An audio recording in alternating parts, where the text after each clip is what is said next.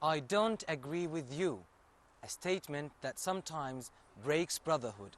How to handle this situation, we will find shortly, so stay tuned.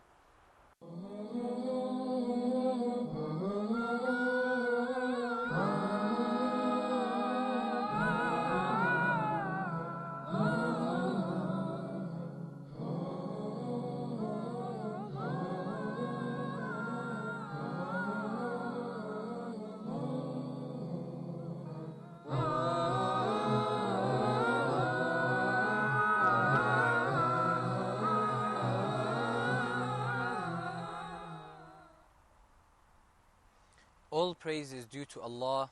We praise Him, we seek His aid, and we ask for His forgiveness. We seek refuge in Allah from the evils of ourselves and the evils of our actions. Whomsoever Allah guides, none can misguide, and whomsoever Allah leaves to go astray, none can guide.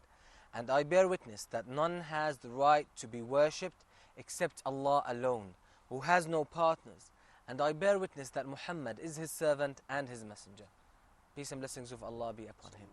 Dear viewers, Assalamu alaikum wa rahmatullahi wa barakatuh. Welcome to a new episode of your show, For the Sake of Allah. I am your host, Moutasem Al-Hameedi. Today we have a very important subject in hand as well. Something that has to do with maintaining the relationship of brotherhood and enhancing it, improving it, despite our differences. So today, inshallah, we will talk about how to handle difference of opinion. People don't agree, people have different opinions, it's hard to get all the people to agree on one thing. So this is why it is important to know how to deal with differences of opinion. Brothers, we have today with us Brother Muhammad and Brother Abdul Rahman. Assalamu alaikum wa rahmatullah. Assalamu wa rahmatullah. You understand the importance of this subject because it is one of the main reasons why the Muslims are living in a state of weakness today. The differences. Muslims they have split into different sects, and each one is declaring the other to be deviant or to be, some of them, they expel others out of Islam. So we want to know how to deal with this subject, with difference of opinion, how to handle that, and within that we maintain our brotherhood, the relationship that Allah subhanahu wa ta'ala has blessed us with. Now, before we go into the reasons behind differences and how to handle that, I would like to just to have a glimpse on what is the effect and of our own experience on the issue of difference. Definitely, you have come across people you are not in agreement with. How did you deal with that? How did you see that it affected the relationship or the brotherhood you had with them? Abdul Rahman, have you had some experience you would like to share with us about this? Actually, I recall one of these days I was in the mosque in Canada, and I saw a brother. He was praying completely in a complete different way than most of us. So it kind of surprised me, but I didn't go up to him and attack him. I just said salam, and other brothers criticized, but I just left it like it is, because I believe, like the saying, united we stand, divided we fall. So when there's a lot of differences, we won't be united, and we need that nowadays. Okay, so in your opinion, even if someone he has a different opinion, you should just leave him upon that difference. It's up to him. Do you agree with that, Muhammad? Well, actually, most of us noticed that lots of Muslims follow the four scholars, Abu Hanifa and Shafi'i and Maliki and Ibn Hanbal. They have differences, but actually the Muslims, we don't have the knowledge to be in a situation to clarify the difference, because we're just like regular practicing Muslims. Yeah. So we have to like be at ease on each other. It's like Brother Abdul Rahman said. Okay, you have a difference of an fiqh opinion or something like that. So just let it be, go on easily. If you have the knowledge, say it in a good way. Okay, maybe if we take some example, maybe from the past, we see how the Prophet ﷺ or how the companions, because at the time of the Messenger ﷺ, there are no differences. He's the authority. Yes. You go back to him, everything is clarified. Do you recall any kind of disagreement or difference of opinion that happened among maybe the companions or the tabi'een or anything maybe we can drag benefit from that? Well, maybe when the Muslims were going to Bani Qurayda, and the Prophet ﷺ told them to pray Asr in Bani Qurayda. Some Muslims prayed Asr on the way, and some Muslims waited till they reached there and prayed Asr there. So it was a difference of opinion, but it reached out that nothing happened. No misjudgment or argument happened a lot. It passed on easily. So that's that was at the time when the battle of Al-Ahzab was over. You know, the trench that was around Al-Medina, that battle where there was no fighting actually, but Allah caused the disbelievers to be destroyed by means of the wind and all that. So because the Jews betrayed the Muslims, they were supposed to cover the Muslims from one side, they betrayed that trust. So the Messenger ﷺ said to the companions, let no one of you pray Asr except when we reach Bani Qurayda. So the Muslims, some of them, they thought, okay, the Messenger ﷺ wanted us to hasten to Bani Qurayda, let's go now straight away to Bani Qurayda. Some of them thought, they said, no, we have to stick to what the Prophet ﷺ said. So when they reached Bani Qurayda, Asr was over, it was Maghrib time. But yet still they haven't prayed, they didn't pray until they reached Bani Qurayda. So they had two understandings of that saying of the Prophet ﷺ, and the Messenger ﷺ did not object to any of them. So it was okay. So some difference of opinion is tolerable.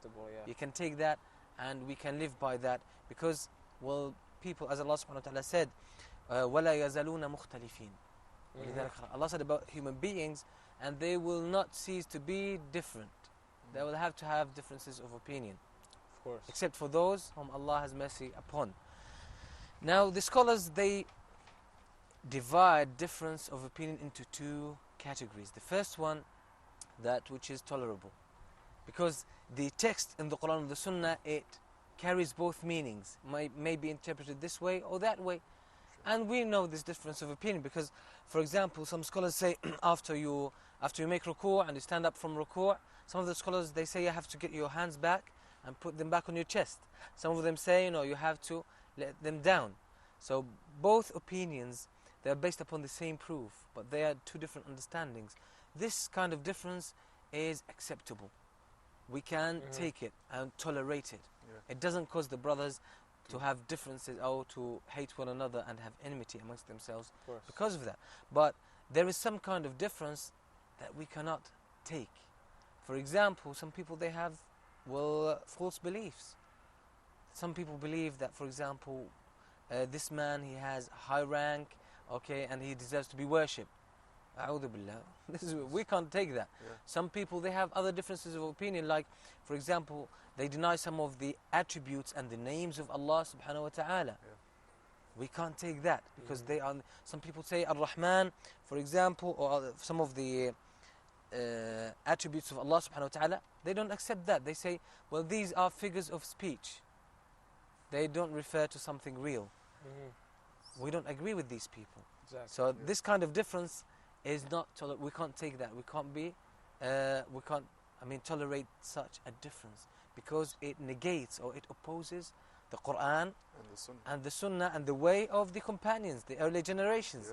If it opposes that, then we can't take it. But if it can be taken, it comes from different understanding, but it's still based upon the Quran and the Sunnah, and then it's acceptable according to the scholars of Islam. Alhamdulillah, then we take that. I believe that is mercy also.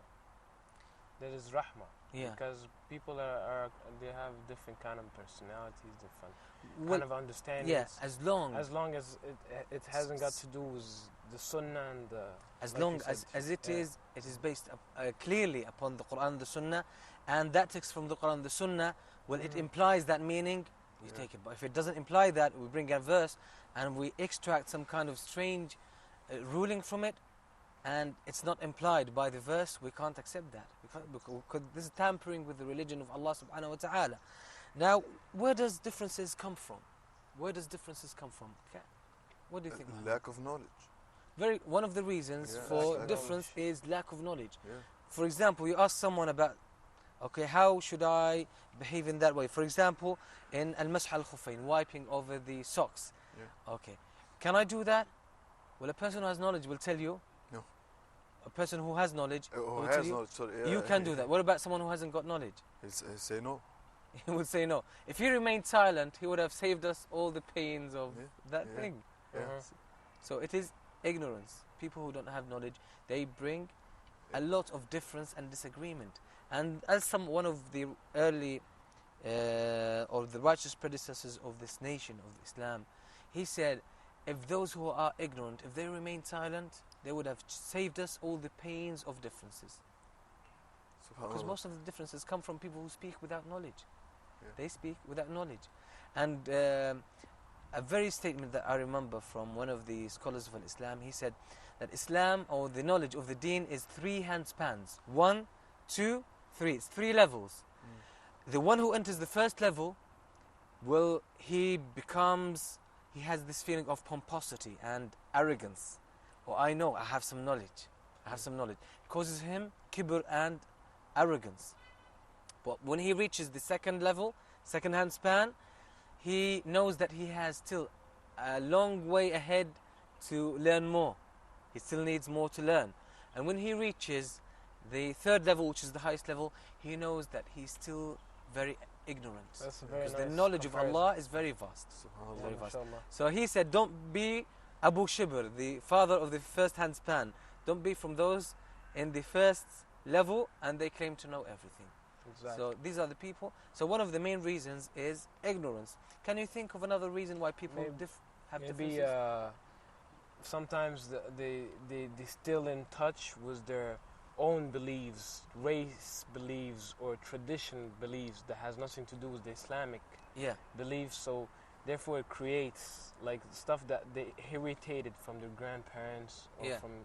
So it creates a combination between Islamic beliefs and the old beliefs that they had. So they Yeah. So some people maintain some of what they had before Islam. yeah. Like someone, he was, for example, let's say a Sikh, or he was a Hindu, and he comes to Islam, he still keeps certain things from his religion or traditions, and he introduces that to Islam. That's another reason of difference. Actually, Can you think of something else? about the knowledge also, some people tend to read themselves, get books and start reading.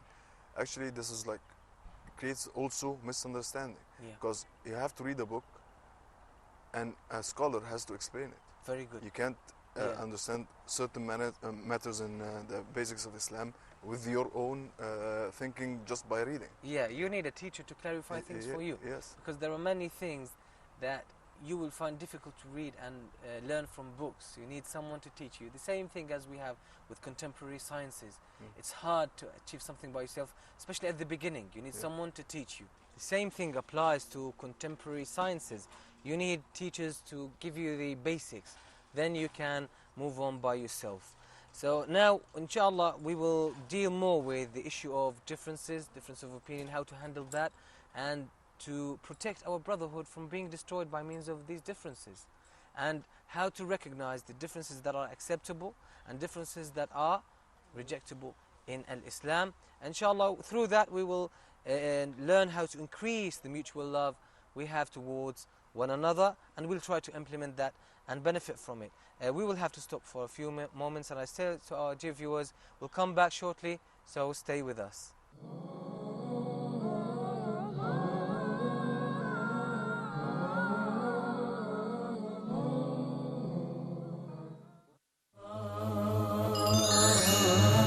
Ask Huda. Dear brothers and sisters, welcome to a new edition of Ask Huda. I have 2 questions. Please go ahead. You can read it in Arabic and you can also understand the meaning in your own language. The different tafsir and the interpretation of the meanings of the Quran are available in almost every language that exists on earth by the grace of Allah. The water of Zamzam is for whatever intention you drink it with. Salih from Egypt, his father has the way, and he asked about how can he help him. Very good question. Can we give a zakat to any of the dawah centers? The ibadah, or the act of worship, is a part of the unity of worship. It has to be paid to Allah subhanahu wa ta'ala, and in accordance with the guidance of his Prophet sallallahu alaihi wasallam.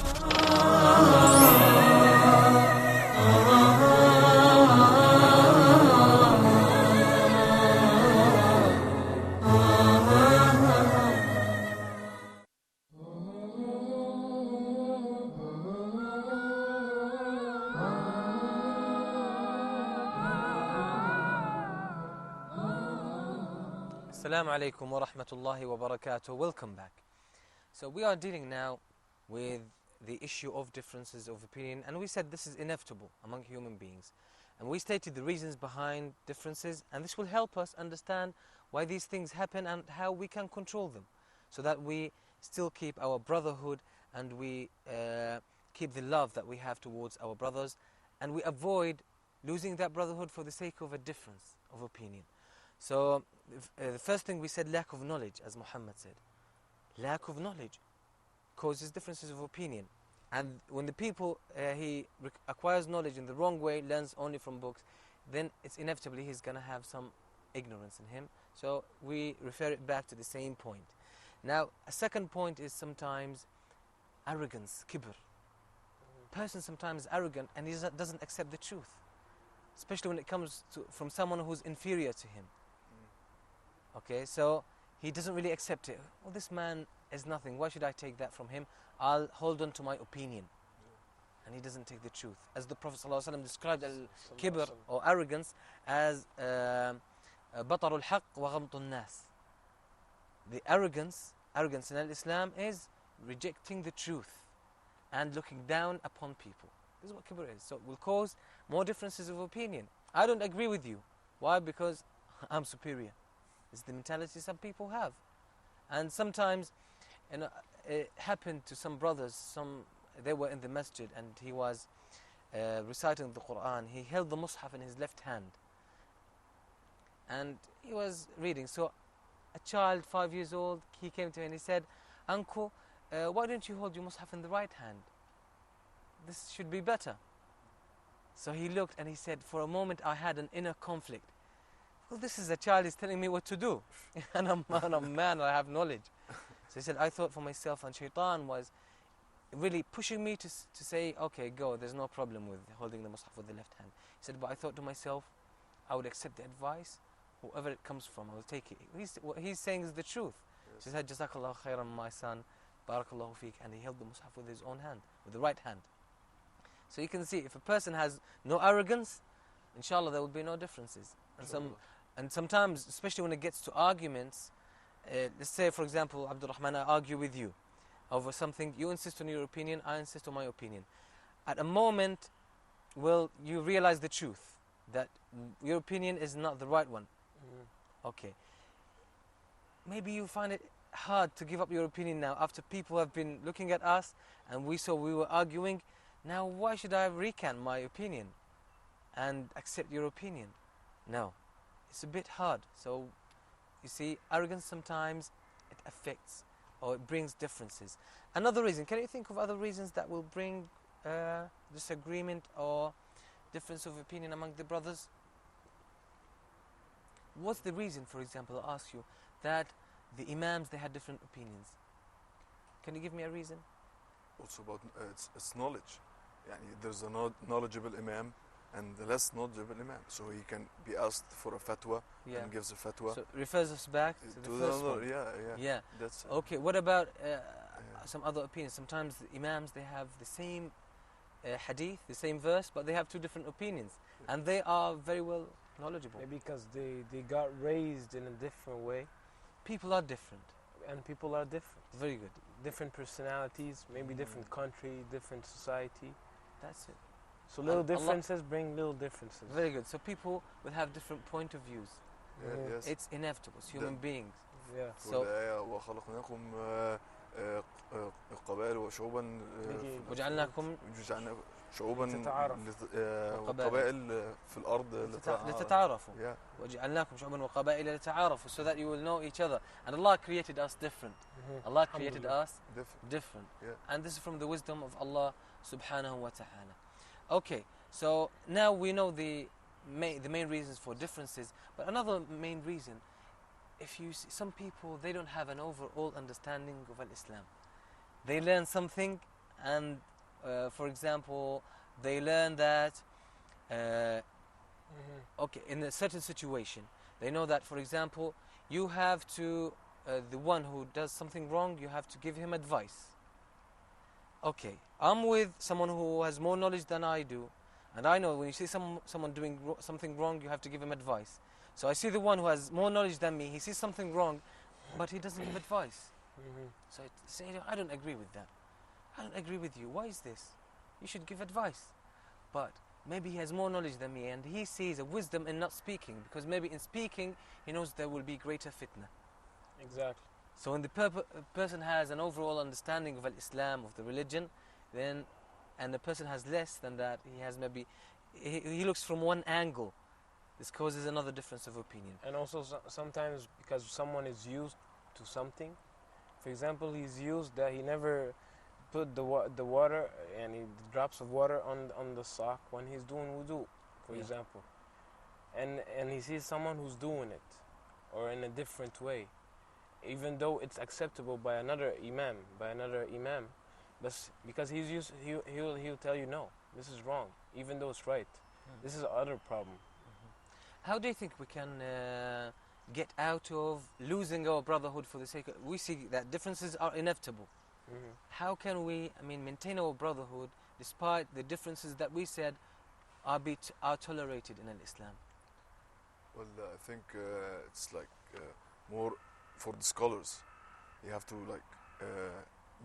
clear out that there is differences in Islam and it has to be accepted. You have to clear this These are the ones that are acceptable according to the Quran and the Sunnah, the differences. Yes, So what about us? We are individuals, normal individuals, average people, Muslims, let's say. How can we still maintain our brotherhood despite the differences? How can we deal with this issue? Abdul Rahman, what do you think? I think we should just be, and we take it. We accept the fact that there's differences. As simple as that. Yeah, not the kind of differences that are not if it's accepted. not big, if it's not against Sunnah and Quran, we accept it. And if we're surprised, we could even ask. We don't attack. We ask, brother, why are you doing this different than the way I do it? Then he gives me, then I have a different approach. Very good. Very good. So, subhanAllah, this is the same thing that all Muslims, can implement, which is good Islamic character. Yeah. Okay, there's a difference of opinion. There are scholars on each side. I accept that. You don't have to follow my own opinion. You follow the scholar that you trust. You trust him in terms of knowledge, in terms of honesty and sincerity, and you follow that. It's up to you. As long as you haven't reached the level of knowledge where you can extract the rulings from the Quran and the Sunnah directly. As long people like us, general people, we still have a long way ahead of us in order to attain more knowledge. Okay, I entrust a scholar who is known for his honesty, for his knowledge, and as long as this is acceptable within the people of Ahlul Sunnah, the scholars of Ahlul Sunnah, alhamdulillah, I take that. So we tolerate that. And Sheikh, what about people that, I know some people, they have a mixture, and they take from this scholar, for example, from Imam Maliki, from Imam Shafi'i, from... As long as the person has knowledge himself to take the knowledge from the Quran and the Sunnah, then he can take that. If he is not, then he should see a scholar that he trusts. This scholar has knowledge. With him only. Yeah, and take from him, and you should be learning more and more so that you will reach the stage where you can depend on yourself in terms of worshipping Allah subhanahu wa ta'ala. Worshipping Allah subhanahu wa ta'ala. But meanwhile, take a scholar that you trust from the people of Ahlul Sunnah, well known for his honesty, for his following the Sunnah and implementing it, and you follow his opinion as long as there is a proof. Sure. If you see that he clearly, opposes the proof from the Quran and the Sunnah, you're not allowed to follow him. This is why Imam Abu Hanifa, may Allah have mercy upon him, he said to his students, you're not allowed to take our opinion unless you know where we took it from. You know the proof for that. And all the four Imams of the four schools of thought, they said the same. This is why their followers, they should do that. They should implement that. Whenever my saying opposes the Quran and the Sunnah, then abandon my opinion. That statement was reported from most of them. have you come through an incident where you disagreed with a brother and you kept that brotherhood despite Well, the differences? Yes, sure, but actually it's like not practicing brothers. يعني they are Muslims, alhamdulillah, but not that practicing. They appear to go to do salah in a masjid that has a grave in it. And from what I know is that you can't go and do salah there.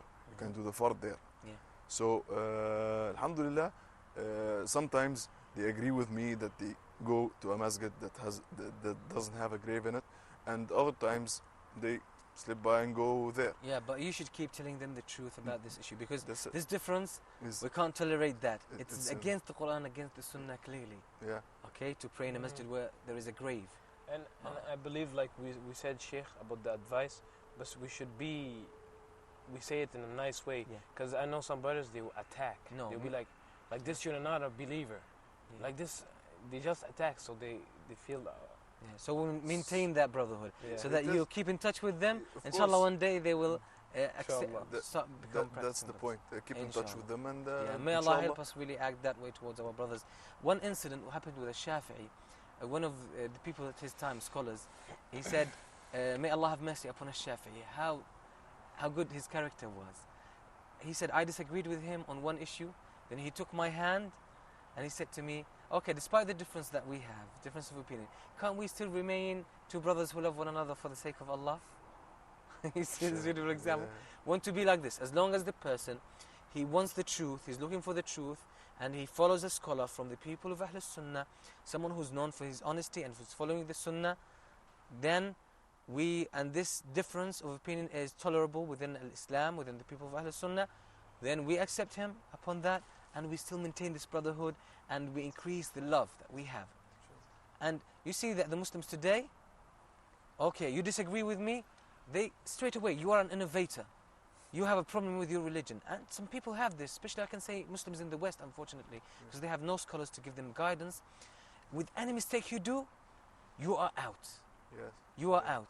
Okay, what do you think of that person? If you don't say he's deviant, then you are out of this religion. You are not from the people of Ahl Sunnah. This is not the attitude. Take it easy with the brothers. Take it easy. As long as the difference is tolerable within Islam, as long as it has nothing to do with Aqidah, the beliefs of the Muslim, and the things that are in the Quran and the Sunnah, then take it easy. Well, as we want to implement our religion and defend and protect it from something that is any wrong opinion or alien opinion, we are required in Islam to maintain this brotherhood. So it's part of the religion. Why do we deal with it as if it's something separate? No. We want to maintain this brotherhood and deal with differences in the way that is best. So inshallah we will be able to implement this beautiful etiquette to maintain that brotherhood despite the differences of opinion that are tolerable in Islam within the people of Ahl Sunnah. And I hope this episode has been beneficial for all of us and for our viewers. And I say to our guests first, Jazakumullah khairan for your contributions. And I say to our dear viewers, Jazakumullah khairan for listening, and may Allah bless us all and help us implement this beautiful etiquette. Jazakumullah khairan for listening. Wassalamu alaikum wa rahmatullahi wa barakatuh.